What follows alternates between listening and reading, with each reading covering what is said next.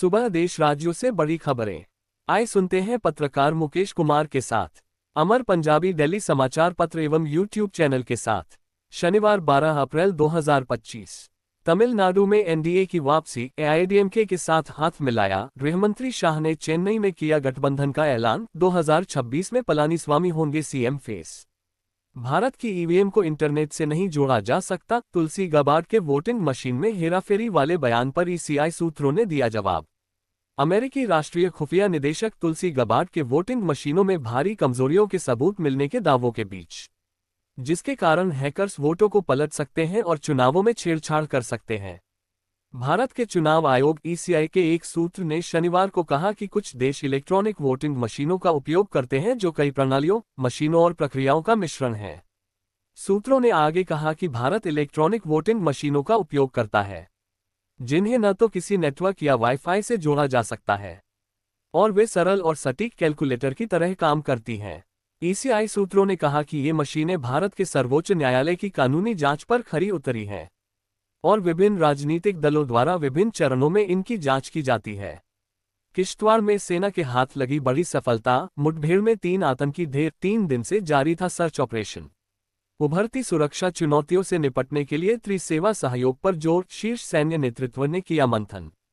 Tahawwur Rana senior ने शुरू की पूछताछ। 26/11 की अनसुलझी परतों का खुलेगा राज, सवालों की लंबी लिस्ट तैयार।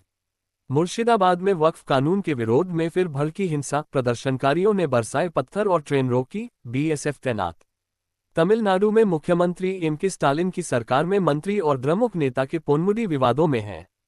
आस्था से जुड़े इस मामले में उन्होंने शैववाद और वैष्णववाद को लेकर टिप्पणियां की। इसके कारण विवाद उपजा और सत्तारूढ़ डीएमके ने उन्हें पार्टी के अहम पद से हटा दिया गया। पोनमुडी की इस टिप्पणी की द्रमुक सांसद कनिमोझी सहित कई लोगों ने आलोचना की थी। यूपी, बंगाल, कश्मीर, महाराष्ट्र, देशभर के अलग अलग हिस्सों में वक्फ कानून के खिलाफ हुआ विरोध। सड़कों पर उतरे प्रदर्शनकारी। कोलकाता की चेन्नई पर धमाकेदार जीत, एक तरफा मुकाबले में 8 विकेट से चेपॉक में रौंदा।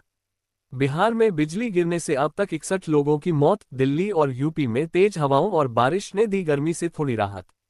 सोने ने फिर बनाया नया रिकॉर्ड, दाम 3,192 रुपये बढ़े। इस साल 22% बढ़कर 93,353 रुपये प्रति 10 ग्राम पहुंचा। ये अब तक सबसे महंगा। चीन और अमेरिका में मंदी की आशंका के साथ भू राजनीतिक चुनौतियों से कच्चे तेल के भाव में पिछले 15 दिनों में $10 प्रति बैरल की गिरावट आई है। दुनिया के तमाम स्टॉक बाजार पिछले 12 दिनों से उथल पुथल झेल रहे हैं और 2 अप्रैल के बाद तो दुनिया के तमाम बड़े स्टॉक एक्सचेंज में भारी गिरावट देखी गई। ट्रंप की तरफ से पारस्परिक शुल्क को आगामी 90 दिनों पर टालने के फैसले के बाद बाजार में थोड़ी तेजी जरूर आई है, लेकिन अनिश्चितता के बादल अभी छंटे नहीं है। इसलिए दुनिया के निवेशकों को बाजार और कच्चे तेल की जगह सोना सबसे सुरक्षित निवेश दिख रहा है। डॉलर में गिरावट, फिर भी ट्रंप थपथपा रहे अपनी पीठ। टैरिफ वॉर पर बोले ये अमेरिका और दुनिया के लिए रोमांचक। हवा में 2 टुकड़ों में बंटा हेलीकॉप्टर। अमेरिका में हादसा, सीमेंस कंपनी के सीईओ, पत्नी और 3 बच्चों की दर्दनाक मौत।